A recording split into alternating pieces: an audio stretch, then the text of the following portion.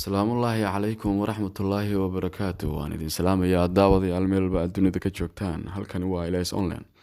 Barnaamijkeennii caawa waxa aynu diiradda ku saari doonaa guud ahaan waxa uu ku saabsanaan doonaa gurmadka loo fidinayo dadkii uu saameynta ku yeeshay daadadkii magaalada Beledweyne xarunta gobolka Hiiraan ee maamulka Hirshabeelle. Warar ayaa waxa ay sheegayaan maadaama gurmad fara badan kala duwan ee dibadaha dalka gudihiisa iyo dibaddaba uu ka imaanayo guddi heer wasiir ah heer qaran ah uu ra'iisul wasaaraha Soomaaliya uu magacaabay. Waxaa jira dad si iskooda isu xilqaamay ay ayagana guddiga ku dhawaaqeen. Sidoo kale madaxweynaha Hirshabeelle Maxamed Cabdi Waare ayaa sidoo kale asagana ku dhawaaqay guddi ka madax bannaan guddiga kan dowladda dhexe Soomaaliya ay soo magacawday maadaama aanan jirin dalad midaysan. Sidoo kale waxaynu eegi doonaa dowladda Soomaaliya ayadana oo sidoo kale magacawday maxkamadda guurguurta oo loogu talagalay in ay ka shaqeyso deegaanada la gaarsiinayo si ay uga hortagto musuqmaasuq ama wax isdabamarin aan la gaarsiinin si ay u dhicin musuqmaasuq iyo wax isdabamarin ama aan la gaarsiinin sida loogu talagalay gargaarka dadka uu saameynta ku yeeshay fatahaadda webiga Shabeelle uu sameeyay. Barnaamijka waxaa idin la socodsiinaya anigoo ah Geele. Mar kale iyo ku soo dhawaada barnaamijkeennii.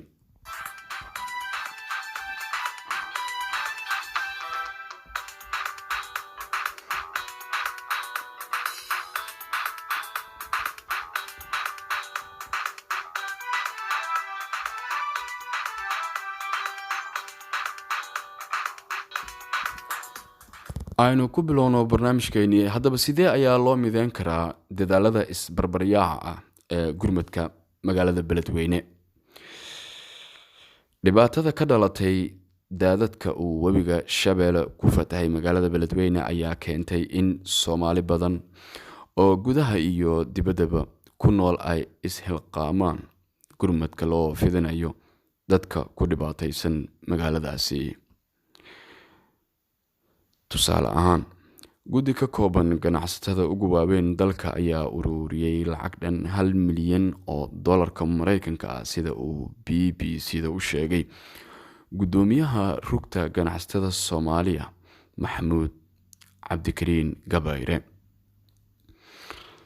Wasiirka warfaafinta ee Soomaaliya Maxamed Cabdi Xayir Maareey ayaa isna BBC-da u sheegay in dowladda federaalka ee Soomaaliya ay lacag ka badan nus milyan dollarka Mareykanka ay ugu talagashay gurmadka magaalada Beledweyne.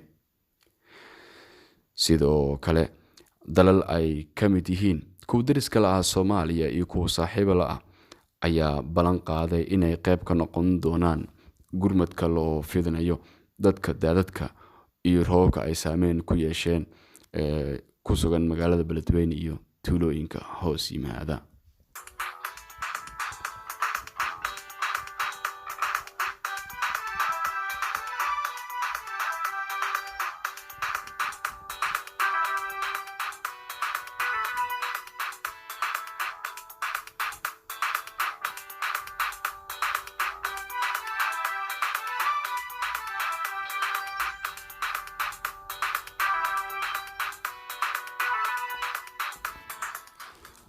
Waxaa sidoo kale jirta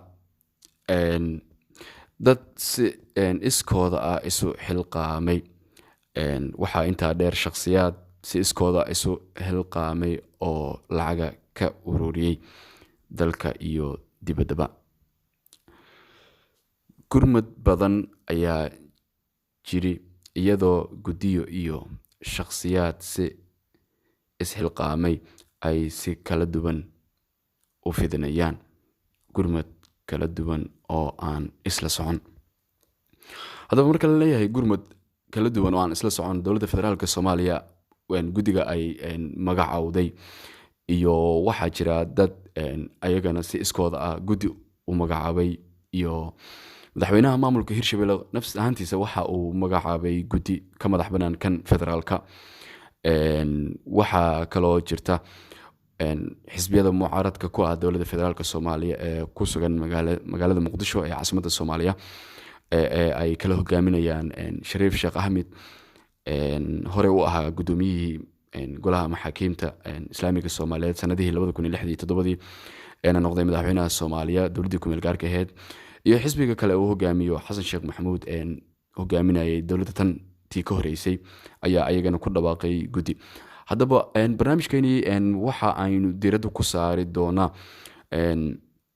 sida ay isla shaqeyn karaan amba ay isla shaqeyn karaan guddiyadan iyo qolo walba si iskeeda isu magacowday, maadaama aanan ahayn wax ku saabsan siyaasadda, laakiin ay tahay in shacab ay musiibo rabaani a qabsatay in loo gurmado. haddaba waxaan aynu diiradda saari doonaa ama aynu ka hadli doonaa ururada bulshada rayidka ee Soomaaliya ayaa ku talinaya in si isbarbaryaa ah uusan wanaagsaneyn howlaha gurmadka. waxay sababi kartaa in macaawinada aan dadka la gaarsiin, ayuu yidhi Cabdulaahi Maxamed Shirwac oo ka mid ah ururadaasi.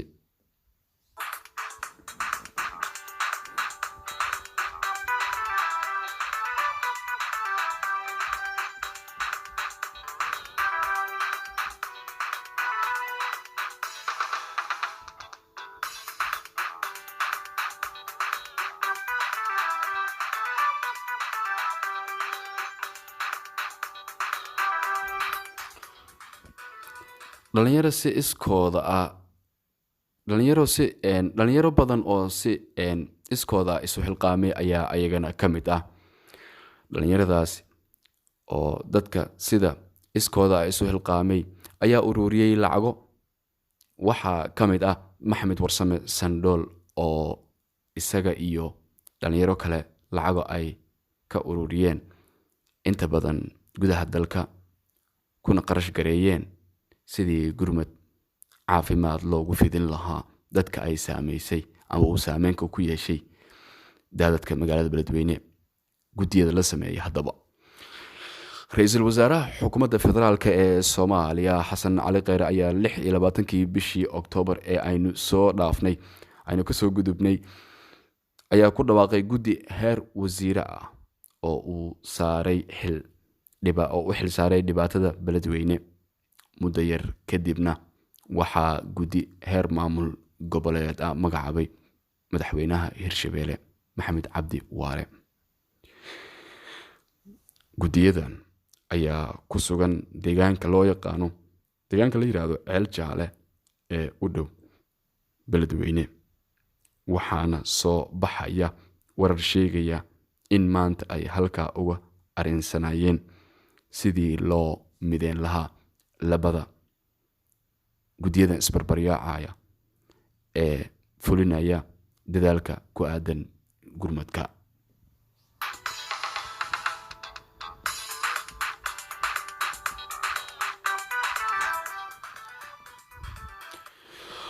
wararka ayaa intaa ku daraya in uu muran ka taagan yahay qaabka loo wajihi lahaa ama loo wajahayo wax u qabashada dadka ay saameysay daadadku, sidee loo mideyn karaa howlaha gurmadka. Maxamed Warsame Sandhool ayaa aaminsan in dadaalada dhinacyo badan leh ay u wanaagsan yihiin in si degdeg ah gurmad loo gaarsiiyo dadka u baahan, aanay dhicin in wax laga sugo si cid gaar ah. waxaa hadda loo baahan yahay waa dhiig joojin, ayuu yidhi. waxaa loo baahan yahay naf baxaysa laga gaaro. marka dhalinyarada ahaan waxaan xooga saarnay dhanka caafimaadka maadaama uu garoonka xiran yahay, roob xoogan ay weli da-ayaan, ayuu hadalkiisii sii raaciyay Mr. Sandhool. marka ay dhacdo inta badan gurmadka isbarbaryaaca, waxaana badanayaa dadka uu damaca ka galayo gargaarka, taas oo keeni karaysa in mucaawinada aysan gaarin dadka u baahan, waana tan ugu khatarsan, ayuu hadalkiisii sii raaciyay Cabdulaahi Maxamed Shirwac oo ka mid ah madaxda ururada bulshada rayidka ee Soomaaliya muddo 20 sano aan kasoo shaqeynayay. wuxuu intaa raaciyay in loo baahan yahay dowladda federaalka Soomaaliya ay qaadato doorka ku aadan isku dubridka howlaha gurmadka loo fidinayo dadka uu fatahaadda saameynta ku yeeshay. dowladda federaalka ayay tahay inuu isku dubridka dhaqaalaha ka imaanaya dalalka dibadda iyo saaxiibada la Soomaaliya, jaaliyadda dibadda ee Soomaalida ah iyo ganacsatada gudaha. waa in sidoo kale la dhiso guddi hoosaad gargaarka gaarsiiya dadka u baahan, ayuu Mr. Shirwac hadalkiisa sii raaciyay. aqoon-yahankan ayaa intaa ku daray inay muhiim tahay in la ogaado xaaladda dhabta ah ee dhibaatada fatahaadda, taasina ay wax badan ka tari karayso qaybinta hanaanka wax qabadka ayuu hadalkiisa raaciyay. barnaamijkeeni halka ayaan kusoo gabagabeynaa. barnaamijka waxaa idinla socodsanay anigoo Geele. maalmahan daawadayaal waan ka xunaa inaan barnaamij soo gelinin halkan maadaama ay jiri karayso qofka si shakhsiyadiisa uu mashquul u noqon karayo. waxaan kaloo barnaamijka magaca aan ka bedeli doonaa ciwaanka barta YouTube-ka aynu ku leenahay ama aan ku leeyahay waana idin la wadaagi doonaa hadduu alla idmo.